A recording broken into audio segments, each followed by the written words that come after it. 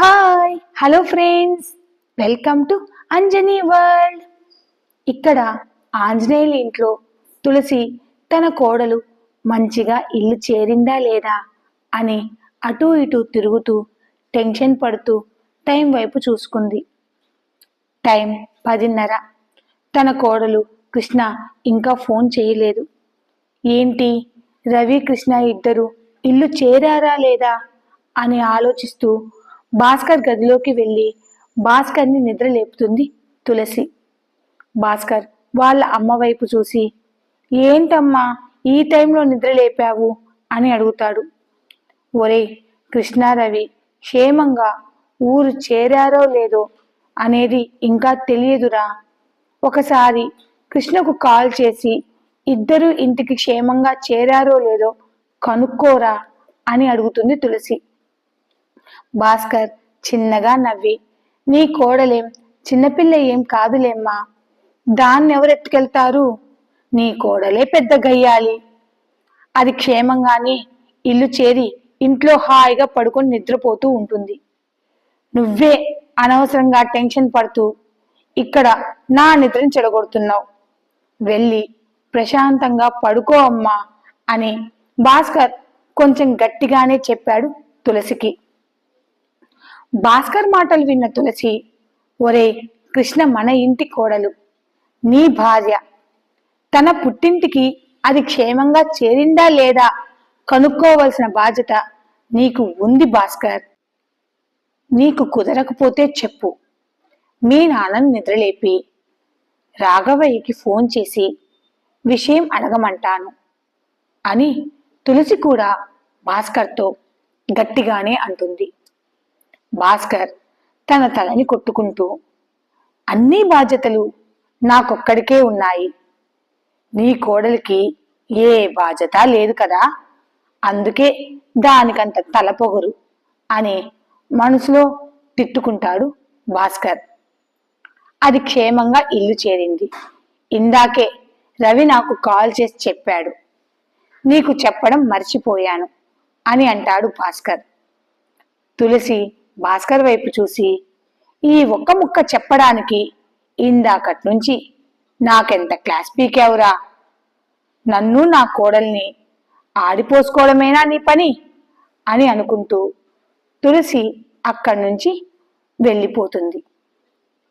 భాస్కర్ తులసి వైపు చూసి, నీ కోడలి మీద నీకు రోజు రోజుకి ప్రేమ పెంచుకుంటున్నావమ్మా, అదేమో నాతో శాశ్వతంగా బంధాన్ని తెంచుకునే మాటలు మాట్లాడుతోంది. దాని మనసును నేను ఎలా మార్చాలి, నా మీద దానికి ఏ రకమైన ఫీలింగ్స్ లేవని నాతోనే చెప్పేసింది. మరి దాని మనసులో నేను భర్తగా స్థానాన్ని ఎలా పొందాలో నాకు అర్థం కావట్లేదమ్మా. నాకు ఆ అమ్మవారే దారి చూపించాలి అని తన మనసులో అనుకుంటూ కృష్ణ గురించి ఆలోచిస్తూ ఎప్పటికో నిద్రపోతాడు భాస్కర్. అక్కడ విజయవాడలో కృష్ణ హాయిగా తన గదిలో పడుకొని ఫోన్లో కొరియర్ సిరీస్ చూస్తూ సంతోషంగా ఉంటుంది. ఇక్కడ తెల్లవారుజామున 4 గంటలకే సుధాకర్కి మెలకువ వచ్చి తన తలను పైకెత్తి భార్గవి వైపు చూశాడు. భార్గవి అలసిపోయి మంచి నిద్రలో ఉంది. ఫ్యాన్ గాలికి వెంట్రుకలు భార్గవి మొహంపై పడుతూ ఉంటే ఆ వెంట్రుకలను పక్కకి తీస్తూ భార్గవిని తీక్షణంగా 1 నిమిషం పాటు చూశాడు సుధాకర్. సుధాకర్ పక్కకు జరిగి భార్గవి ఒంటిపై దుప్పటి కప్పి, తొందరపడ్డావేమో భార్గవి అని అనుకుంటూ, లేదు లేదు, నేనే త్వరగా ఒక డెసిషన్కి రావాలి, నా భార్గవిని నేను దూరం చేసుకోలేను అని అనుకుంటూ త్వరలోనే నా విషయాన్ని ఆదిత్యకి చెప్పాలి. ఆదిత్యనే నాకు ఒక మంచి సలహా ఇస్తాడు. నేను చెప్పిన వెంటనే ఆదిత్య కోపంతో నన్ను కొడతాడు, తిడతాడు. కానీ నేను అనుభవించే ఆ నరకం బదులు ఆ ఆదిత్య చేత కొట్టించుకుని వాడి సలహాతో ఆ నరకం నుండి బయటపడడమే బెటర్. త్వరగా నేను ఆదిత్యకి నా విషయం చెప్పాలి అని తన మనసులో అనుకుంటాడు సుధాకర్. ఇక్కడ మధుకి తెల్లవారుజామున 4 గంటలకి మెలకువ రావడంతో తాను కళ్ళు తెరిచి మళ్ళీ తాను ఆదిత్య గుండెలపైనే పడుకొని ఉందని అర్థం చేసుకుని తన తలను పైకెత్తి ఆదిత్య వైపు చూసింది. మధు ఎంతో ఇష్టంగా మళ్ళీ ఆదిత్య గుండెలపై తన తలను వాల్చి తన పెదవులతో ఆదిత్య ఛాతిపై ముద్దు పెట్టి పైకి లేచి ఆదిత్య వైపు చూస్తూ ఆదిత్య నుదుటిపై అంటి అంటనట్లు ఎంతో ఇష్టంగా తన పెదవులతో చిన్న ముద్దు ఇస్తుంది మధు. మధు స్పర్శకి మెలకువ వచ్చిన ఆదిత్య తన కళ్ళను మూసుకొని మధు ఏం చేస్తుందా అని గమనిస్తున్నాడు. మధు ఆదిత్యకి ముద్దు పెట్టి ఆదిత్య పైనుంచి పైకి లేచి తన ఎద మీద ఉన్న మంగళసూత్రాన్ని తన చేతిల్లోకి తీసుకుని ఎంతో ఇష్టంగా తన కళ్ళకు అద్దుకొని మళ్ళీ ఆ మంగళసూత్రాన్ని తన నైట్ డ్రెస్లో వేసుకుంటుంది. పక్కనే ఉన్న ఆదిత్య కాళ్లకు నమస్కరించుకొని ఆదిత్య వైపు 1 నిమిషం పాటు చూసి బెడ్ పై నుంచి పైకి లేచి భూదేవికి నమస్కరించుకొని తన కాళ్లను నేలపై పెట్టి ఫ్రెష్ అవ్వడానికి బాత్రూంలోకి వెళ్తుంది మధు. మధు వెళ్ళగానే ఆదిత్య తన కళ్ళను తెరిచి మధు చేసిన పనికి ఆదిత్య పెదవులపై చిన్న నవ్వు చేరుతుంది. మధు తనని తన భర్తగా యాక్సెప్ట్ చేసిందని ఆదిత్యకి అర్థమైపోయింది. ఆదిత్య చాలా సంతోషంగా Madhu I love you Madhu అని అంటూ ప్రశాంతంగా పక్కకు తిరిగి పడుకుంటాడు. మధు పొద్దున్నే చక్కగా రెడీ అయ్యి ఆదిత్యని నిద్ర లేపుతుంది. ఆదిత్య మధు వైపు చూస్తూ నవ్వుతూ గుడ్ మార్నింగ్ బంగారం అని చెప్పాడు. బావా ఈరోజు త్వరగా నిద్రలేయవా అని అంటుంది మధు. మధు ఈరోజు ఆదివారమే కదా, ఈరోజు కూడా 6 గంటలకే నిద్రలేవాలా నేను అని జాలిగా క్యూట్ ఫేస్ పెట్టుకుని అడుగుతాడు ఆదిత్య. ఈరోజు నువ్వు నేను ఇద్దరం కలిసి అమ్మవారి గుడికి వెళ్ళి అమ్మవారి దర్శనం చేసుకుని వద్దాము బావా అని అంటుంది మధు. నిన్నగాక మొన్న శుక్రవారమే కదే అమ్మవారి గుడికి వెళ్ళి వచ్చాము అని చెప్పాడు ఆదిత్య. బావా ఈరోజు ఈ ఒక్కరోజు అమ్మవారిని దర్శనం చేసుకుని వద్దాము బావా, మళ్ళీ శుక్రవారం అప్పటిదాకా నేను ఇబ్బంది పెట్టను అని అంటుంది మధు. ఈరోజేంటి, ఈరోజు ఏమైనా స్పెషలా అని అడుగుతాడు ఆదిత్య. బావా ఈరోజు నాకెందుకో అమ్మవారి దగ్గరికి వెళ్ళి అమ్మవారికి దండం పెట్టుకోవాలని అనిపిస్తోంది, ప్లీజ్ బావా అని అంటుంది మధు. సరేలే రెడీ అవుతాను, గుడికి వెళ్ళి వద్దాము అని అంటాడు ఆదిత్య.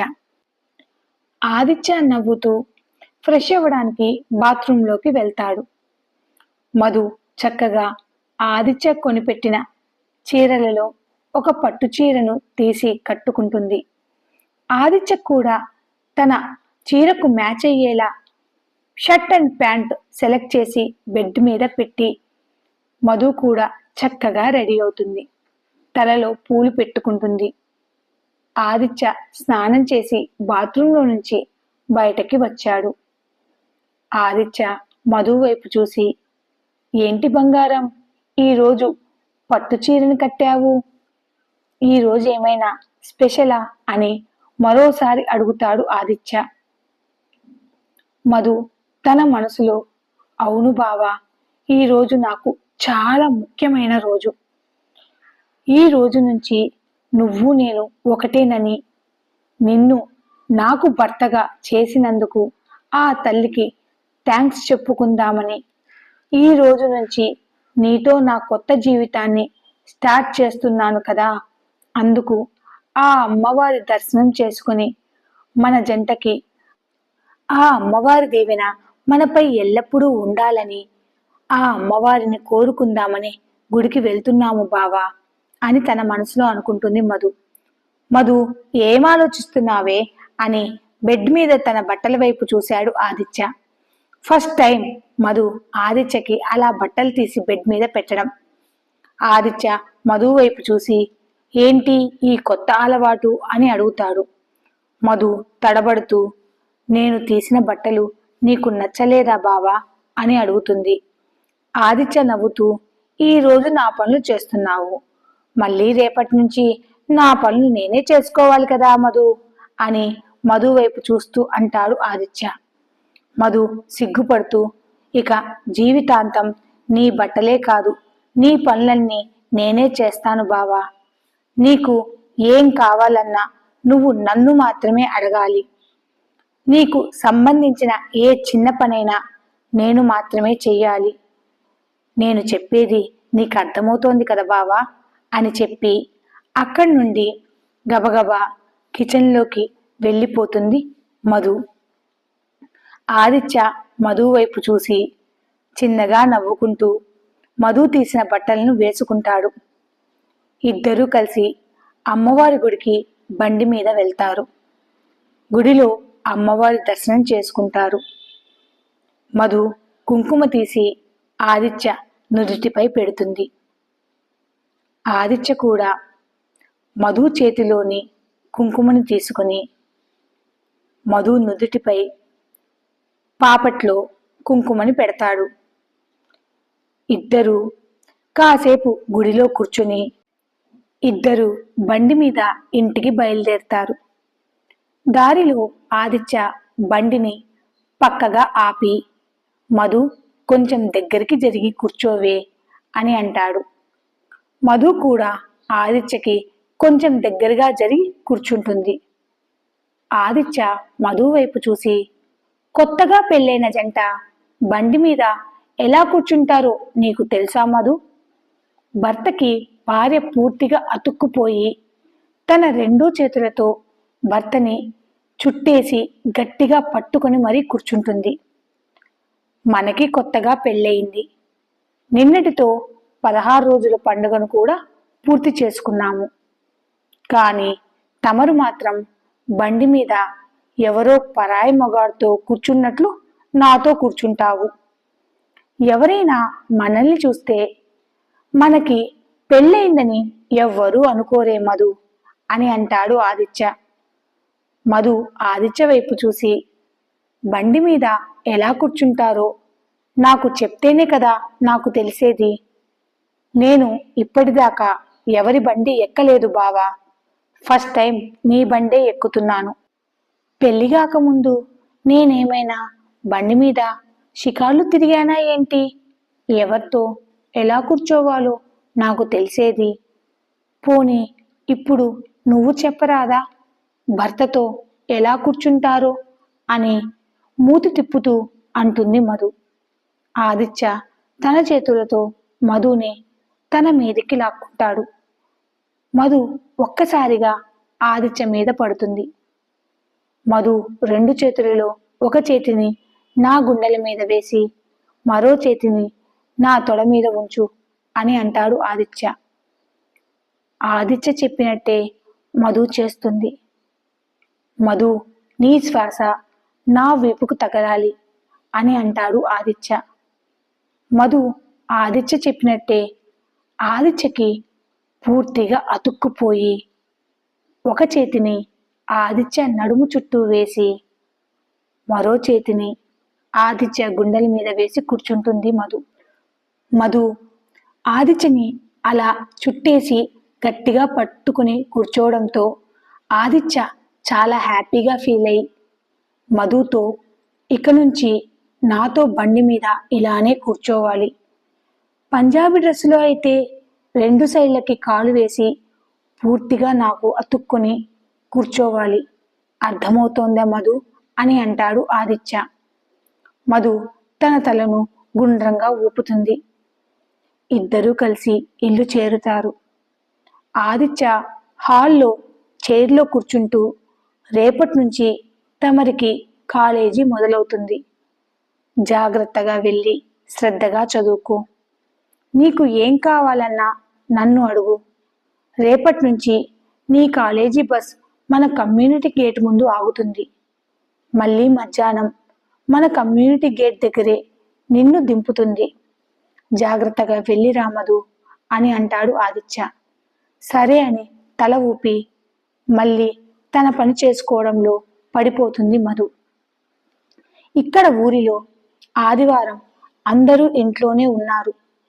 భార్గవికి రాత్రంతా నిద్ర లేకపోయేసరికి ఉదయాన్నే నిద్ర లేవలేకపోయింది. అప్పటికే భార్గవి గది దగ్గరికి లావణ్య, సరోజ, మంగి, సుబ్బి 10 సార్లు వచ్చి వెళ్ళారు. భార్గవికి ఫీవర్ వచ్చిందని, ఈ రోజుకు పడుకోనివ్వండి అని సుధాకర్ ఎన్నిసార్లు చెప్పినా భారతి మనుషుల్ని పంపిస్తూనే ఉంది. భార్గవి నిద్ర లేచేసరికి ఉదయం 7:30. నిద్రలేచిన భార్గవి తనని తాను ఒకసారి చూసుకొని సిగ్గుపడుతూ బాత్రూంలోకి వెళ్తుంది. భార్గవి ఒంటి మీద అక్కడక్కడ సుధాకర్ చేసిన తీపి గాయాలను చూసుకుంటూ సిగ్గుపడుతూ, అద్దంలో ఆ రోజు తనకు తానే కొత్తగా కనిపించడంతో స్నానం చేసి చక్కగా రెడీ అయ్యి బెడ్రూంలోకి వచ్చింది భార్గవి. భార్గవి వైపు చూసి భార్గవిని తన పక్కన కూర్చోమని సైగ చేశాడు సుధాకర్. భార్గవి తన తలని అడ్డంగా ఊపి, అమ్మో ఇప్పటికే టైం 8 అయ్యింది. నా కోసం అత్తయ్య ఎదురు చూస్తూ ఉంటుంది. నేను వెళ్ళాలి బావా అని నెమ్మదిగా అంటుంది. మీ అత్తగారికి నీకు జ్వరం వచ్చిందని చెప్పానులే. మధ్యాహ్నం దాకా మనల్ని ఎవ్వరూ డిస్టర్బ్ చెయ్యరు. ఇప్పుడు నీవు వచ్చి నా పక్కన కూర్చో అని అంటాడు సుధాకర్. భార్గవి సిగ్గుపడుతూ అక్కడే నిలబడి ఉంటుంది. సుధాకర్ భార్గవి దగ్గరికి వెళ్ళి తన 2 చేతులతో భార్గవిని ఎత్తుకుని బెడ్ దగ్గరికి తీసుకుని వచ్చి బెడ్ మీద కూర్చోబెడతాడు. సుధాకర్ భార్గవి వైపు చూస్తూ, రాత్రి మంచిగా నిద్రపోయావా? లేదంటే ఇప్పుడు మరో 2 గంటలు మనమిద్దరం కలిసి ప్రశాంతంగా నిద్రపోదామా అని అంటాడు. భార్గవి సుధాకర్ వైపు చూసింది. భయపడకు, అమ్మకి నేను చెప్తానులే అని అంటాడు సుధాకర్. భార్గవి ఏం మాట్లాడకుండా సిగ్గుపడుతూ అలానే తలదించుకుంటుంది. సుధాకర్ భార్గవిని చూసి, ఏంటి సిగ్గా? ఇప్పుడు నీకు నాకు మధ్య ఈ సిగ్గెందుకే? ఈ సిగ్గు మన మధ్య రాత్రే దూరమయ్యింది కదా, ఇంకా సిగ్గెందుకే? చూడు, నా వైపు చూడు అని భార్గవి మొహాన్ని తన చేతుల్లోకి తీసుకుని భార్గవి మొహాన్ని పైకెత్తి తన కళ్ళల్లోకి కళ్ళు పెట్టి చూస్తాడు సుధాకర్. ఈ రోజు నుంచి నువ్వు పూర్తిగా నా భార్యవైపోయినావు భార్గవి అని అంటూ భార్గవి నుదిటిపై ప్రేమతో ముద్దు పెట్టాడు సుధాకర్. అలానే తన పెదవుల మీద ముద్దు పెట్టబోయాడు సుధాకర్. మళ్ళీ తలుపు చప్పుడవుతుంది. ఇప్పటికి 12వ సారి. మా అమ్మ మనిషిని పంపిస్తూనే ఉంటుంది. ఆపదు. నీకు జ్వరం వచ్చిందని చెప్పినా మా అమ్మ నిన్ను వదిలిపెట్టదు. ఏం చేద్దాం, అంతా నా కర్మ అని భార్గవి వైపు చూసి, భార్గవి వెళ్ళి త్వరగా పని కంప్లీట్ చేసుకుని త్వరగా వచ్చేవా? నీ కోసం మన గదిలో నేను ఎదురు చూస్తూ ఉంటాను భార్గవి అని అంటాడు సుధాకర్. భార్గవి చిన్నగా తన తలను ఊపి అక్కడి నుండి బయటికి వచ్చేస్తుంది. అలా సుధాకర్ ప్రేమలో పూర్తిగా మునిగిపోతుంది భార్గవి. అలా రోజులు గడిచాయి. ఈ స్టోరీ అప్డేట్ కనుక మీకు నచ్చితే please like, share and subscribe. Thanks for watching. కొంచెం సబ్స్క్రైబ్ చేసుకోండి ప్లీజ్.